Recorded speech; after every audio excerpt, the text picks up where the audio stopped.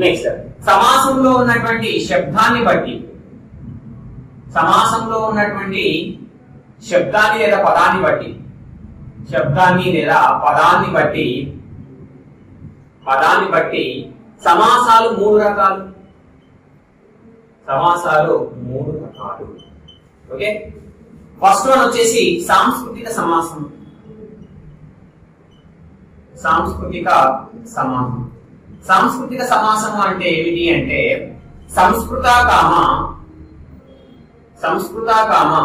తత్సమ పదాల కలయికచే, తత్సమ పదాల కలయికచే ఏర్పడడం, తత్సమ పదాల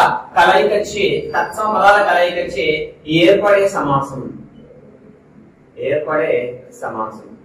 అంటే సంస్కృత పదాలు అంటే తెలుసు.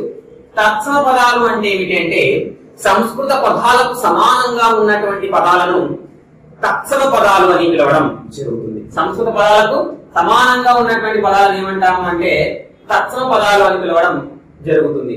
అలా రెండు సంస్కృత పదాల చేత కానీ రెండు తత్సమ పదాల చేత కానీ ఏర్పడిన దాన్ని ఏమంటాము అంటే సాంస్కృతిక సమాసము అని పిలుస్తాం. నెక్స్ట్ ఏర్పరిచినటువంటి సమాస పదము అనేది ఏర్పరిచినటువంటి సమాసంలో రెండు సంస్కృత పదాలే ఉంటే దానిని సిద్ధము అంటాం. సిద్ధము అని పిలవడం జరుగుతుంది. ఏమన్నానండి? రెండు సంస్కృత పదాల చేతనే ఏర్పడే దానిని ఏమంటాము అంటే సిద్ధము అని పిలవడం జరుగుతుంది. రెండు తత్సమ పదాల చేత ఏర్పడే దాన్ని ఏమంటామంటే